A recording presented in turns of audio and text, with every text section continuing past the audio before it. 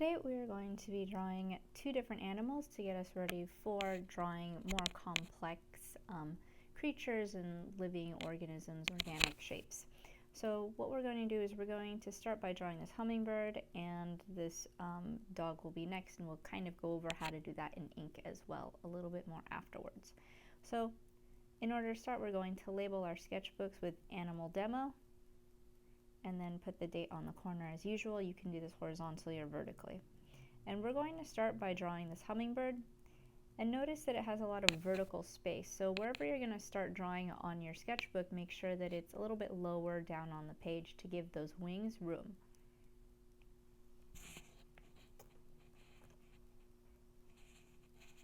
So to start us out, we always want to begin by drawing the base of an object, just like how we did the base of your cylinders or base of the bottles. We find one area to compare to the rest, and for me that's always going to be the skull, and I represent that with a circle. So somewhere on your page we're going to start with that very basic circle,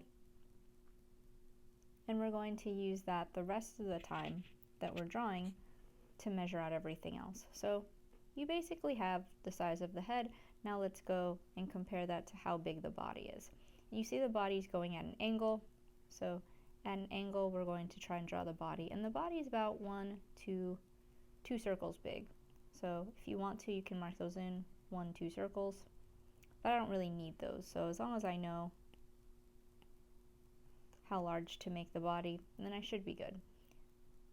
After you have this, you see how there's a separation between the neck and the body, and that happens about halfway through that center circle. So about halfway through, again at an angle, we're going to separate those, and then we're going to connect into the head to make a more realistic head shape. Kind of looks like a thumb here.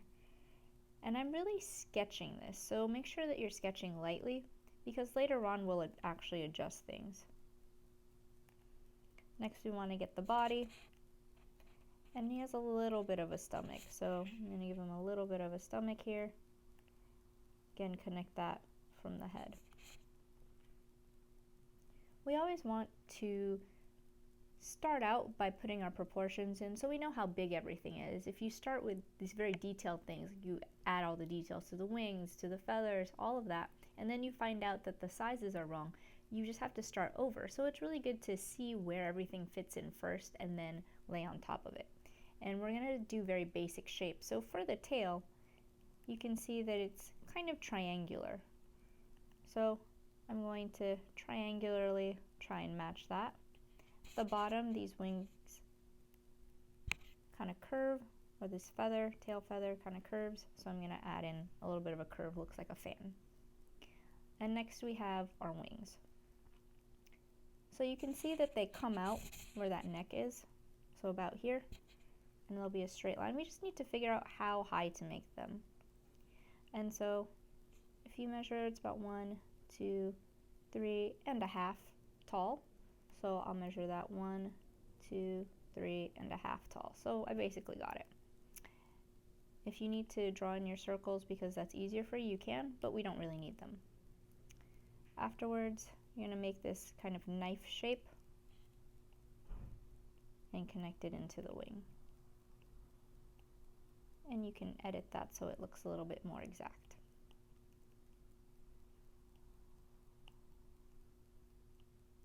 There's another kind of knife shape behind it, but notice that there's this amount of space between them. So really mark in that space between them, and then you can go for that follow-up shape. There's a couple of feather details in here that I can already add. So we have how much space the wings take, we have how much space the tail takes. The only thing that's missing now is the beak. And so you can see that the beak is attached by a triangle,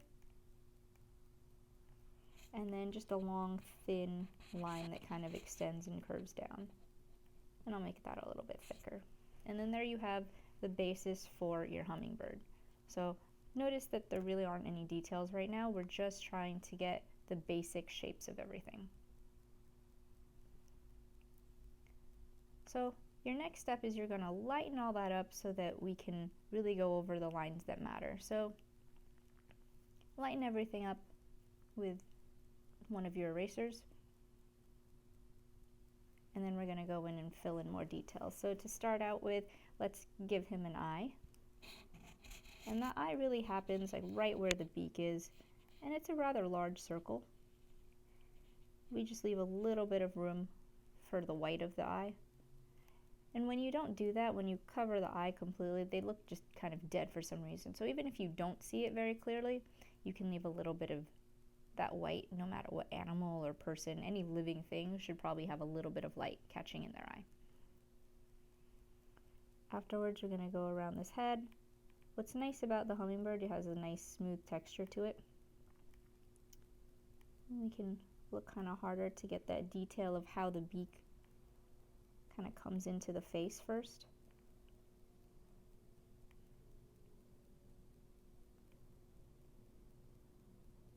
And then I can make that more realistic.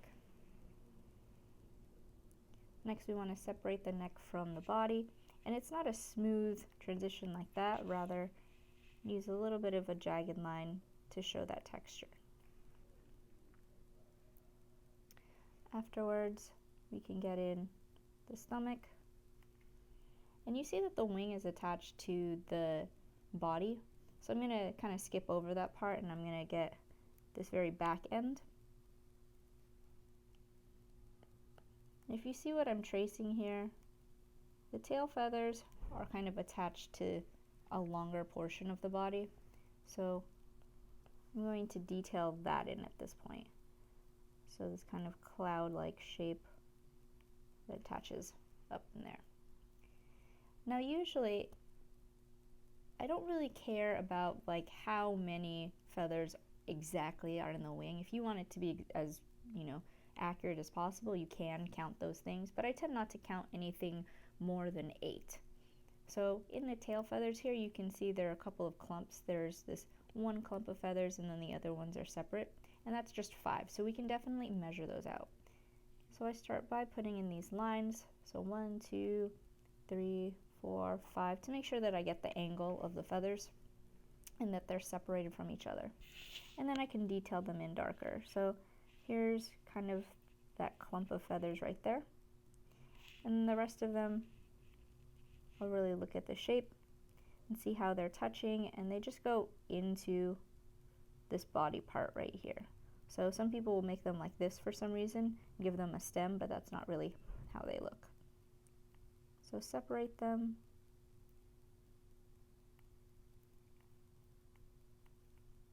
Like so, and then you can re-add that detail. And you see that they're really just going into the body up there. Lastly, let's take care of the wings. So the wing, if I were to show you, has these 3 separate parts. So there's this very nice colorful part up here that attaches into the body of the hummingbird, and then there's a secondary layer of short feathers before we get into the long ones. So let's draw those in really lightly as guidelines. I'm not really worried about the bumps at this second, but just the general shape going into my bird, roughly where those second kind of shorter feathers are, and then there are these kind of clumps of actual feathers, individual ones that I can see. Once you have those kind of marked in, then you can worry about adding the texture in this one. I'm not worried about drawing every single individual feather accurately, but just getting that same texture. But with the next one, what I don't want you to do is just put in some random lines. That doesn't really look natural at all. But you are going to draw individual shapes and feathers. So using that line as a guideline, I'm going to draw in some individual feathers like this. And we can do the same thing with the longer wing. So really long, and then using that first thing that we drew as a kind of guideline for us, we can draw in those individual feathers, and they're kind of going to be like as if you were drawing fingers, right?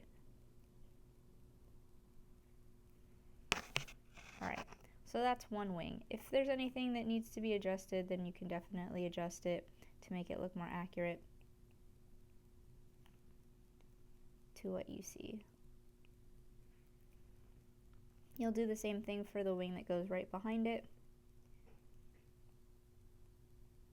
And these catch the light and you can see that they kind of overlap a little bit. So that's why you see those overlaps. So what I don't want you to do is just draw a bunch of hill shapes, but to really focus on each individual one as they gather closer together.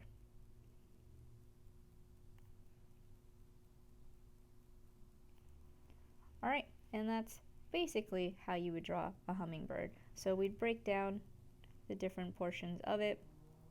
At this point you can add more details. You would go in with your pen and you would start shading wherever it's darker, wherever it's lighter. But you start with just the very basic shape of the bird, or whatever creature you're going to be doing. And then we can add those details on top. Especially since this is pencil and we're going to go over it in pen later on, it's important for you to sketch lightly. So that's all for this first drawing. So on the same page as we drew our hummingbird, we're going to start to draw a dog now. And the reason that I like to draw dogs is because they have 4 legs, and a lot of creatures are going to have those 4 legs on there. And you can see that this pose, I can see the whole body, so that really makes it easier for me. Some of the poses are going to be more dynamic and more complicated to do, and some of them are going to be a little bit easier. And so this is a good way to at least approach how to break it down generally, and then you can challenge yourself to something harder later.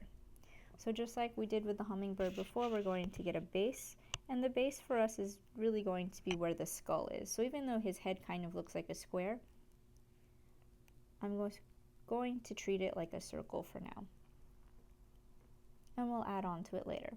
And next we're going to do the body, but what a lot of people forget to do is to attach the body to the neck. So we'll draw a little bit of the neck in there, and then we're going to figure out where exactly to put his body. And so for me, his body happens about halfway through the circle, and then if you use the circle as your measurement, it's about 1, 2, 3.5 or 4. So I'm going to do 1, 2, 3.5 to 4-ish. It's about there. So I know where his body starts and where his body ends, and it's just like when we did the measurement for getting your bottle. So we know where one side and the other side is, the top and the bottom. In this case, it's going to be the front and the back. So I don't really need all those lines from before. Now, I've gotten rid of my circles just because it makes it a little bit easier for me. I'm going to put in the chest, roughly, and then the pelvis, and then we'll connect those together. And so for the chest area, I'm going to put in this almost guitar pick, like teardrop shape. And you can see where it starts. It's right under the head. That's how tall he is. And then it's about a little less than 2 heads tall. So about 1, 2, that's roughly where the bottom of his chest is, and where his leg really starts to come out. Like I said, I'm going to represent that with this kind of guitar pick shape. Afterwards we have the pelvis, and I'm going to just treat that like a really round oval. Afterwards I'm going to connect it, so you can see that from the bottom up here we can bring up into the pelvis. So bottom of the chest area, bring it up halfway into the pelvis. When people do backs, they'll either hump them for some reason or they make them really straight, but if you actually feel your own back, your own spine, it curves downwards just a little bit, just naturally, like that. The next part is kind of confusing for people. So when you're trying to figure out the legs, there's a couple of things I want you to look out for. There are some that are behind, and there's the ones that are more in front that we see, so the ones that are closer to us. And I'm really going to represent those with these just kind of curved lines in the beginning, kind of like a stick figure. So again, we want to figure out the height of our dog, where the leg starts. So the leg really comes right out of that guitar pick that we made, and it curves just a little bit. If you were to measure it, I'd say it's about 1, a little less than 2 again. 1, 2.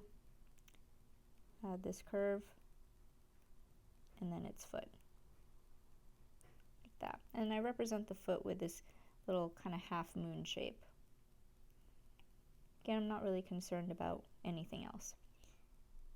If we do the front leg that's further from us, it curves out from the body, and it really does have a slight curve to it.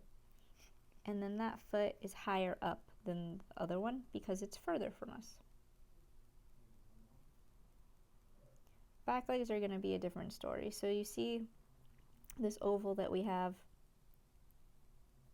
kind of curves backwards, not dramatically, so don't bring it all the way out there, but just from the center of it until you get to about the end, and then it's going to curve downwards, and you'll also have another one of those kind of half circle shapes.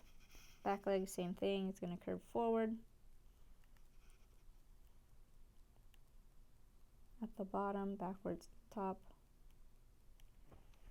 And there you go. And that's just like a stick figure. Once you're done with the stick figure parts of it, we know how long our animal is, we can see if we need to make any adjustments. We can then go in, and I'm going to switch colors for you so that it's easier for you to see. We're going to deal with the front and the backs of them. So in the front, we're going to start with the closer leg to us. So that closer leg really connects up here, and it's going to taper down, get a little bit smaller, but it's still cylindrical before it turns into that paw that I can now separate into different parts. It really comes up kind of high.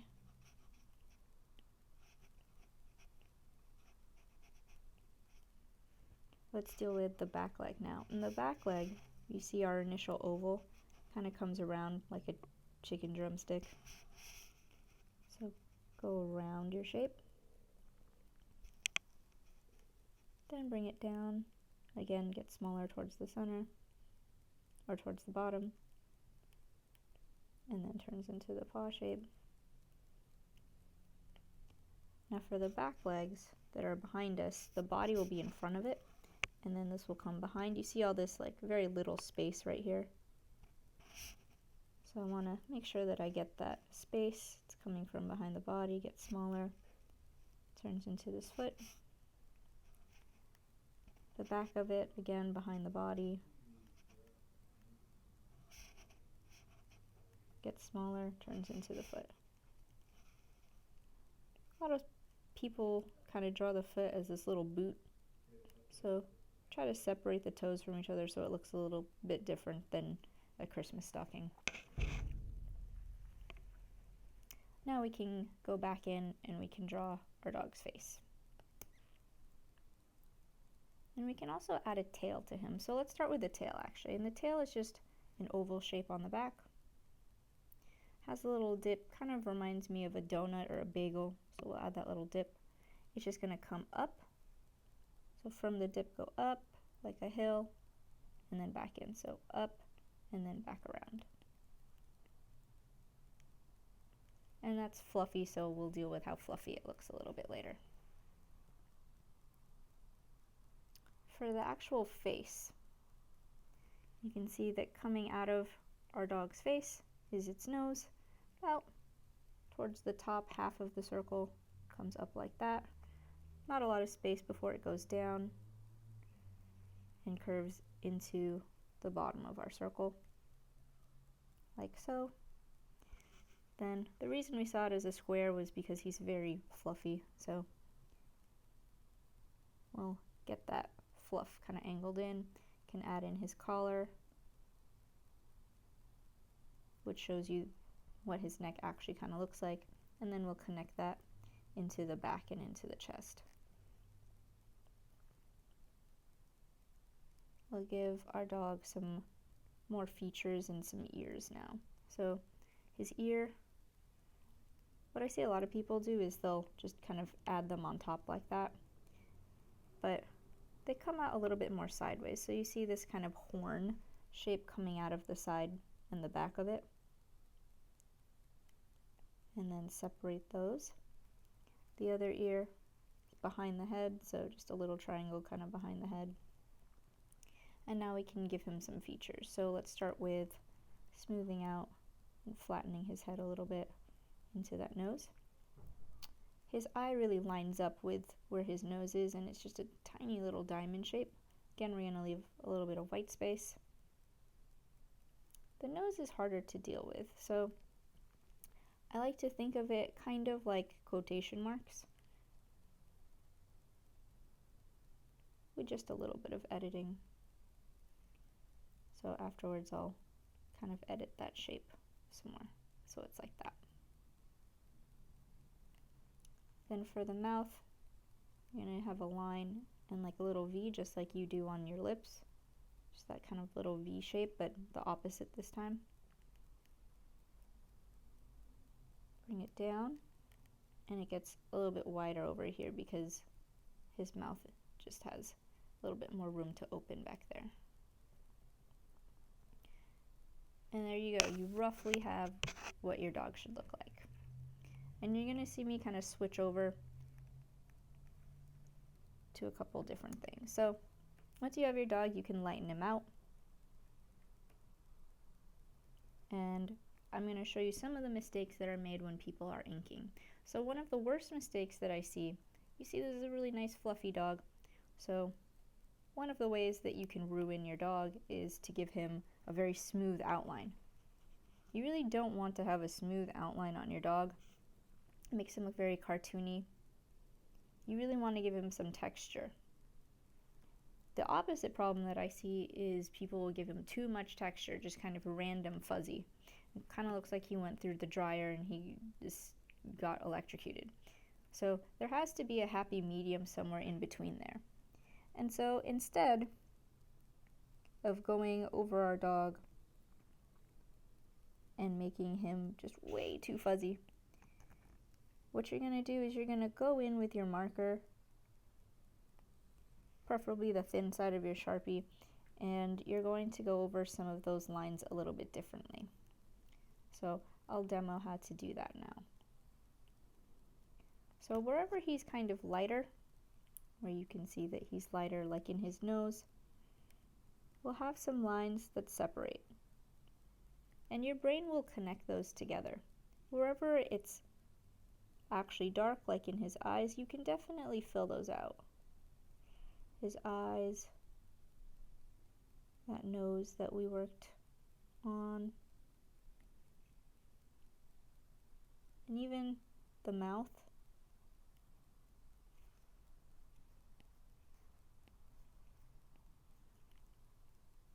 Can all have these kind of dark lines to them. And that's very separate from how we'll treat his hair. So anywhere where he's hairy, I like to personally use these kind of thin lines and copy the shape that I'm seeing. Copy the direction. Sometimes I'll connect them and sometimes they'll be a little bit looser.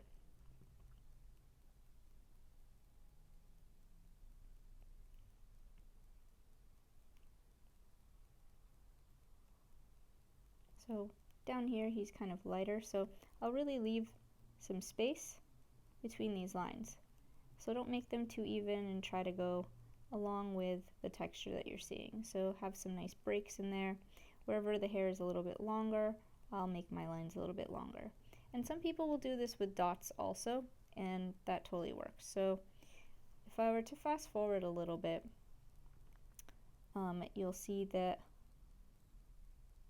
I do his tail also in that fashion, where I'm really paying attention to which direction everything is going in. So if we were to go into this tail, you can see that the hairs follow that same kind of direction to it. So they'll follow along. They'll start this way, get longer, be really separated over in this area because all of this is going to be really light. They get short down here, and then they start to curve around and into where it's a little bit more shadowed. And basically everywhere that's darker, you want to add more of your lines, more of your dots, whatever texture you're going for. And at the end, you'll have something along these lines. So you can see I have a good start right now to what I was planning on doing. All these areas in here, nice and dark because I've really layered on these lines. Again, you can do these with the dots. And it's kind of a slow building process. Back here in the back legs, what I've actually done is to show that they're further than me, I made them a little bit darker. Even though over here I left his legs kind of whiter. The backs are also pretty white, but I'm just going to give them a little bit of shadow, so I use the hatching technique to make them look like they're further, they're a little bit darker away from me. So in perspective, they're higher up, but they're also a little bit darker to push them back in space. So what I'd like you to do now in your own sketchbook is find an image of your own animal. I want you to practice drawing it.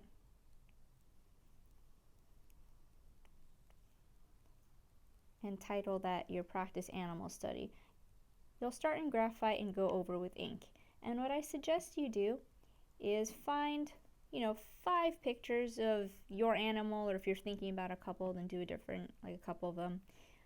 Then find 5 images of tattoos, preferably of your animal, but there can be anything that inspires you on how to use ink better. And if you could start to put those in your research folder in your Google Drives, we'll start a collection of reference material so I can see what you're looking at. We can have a place that gathers all your ideas. And that's it for today.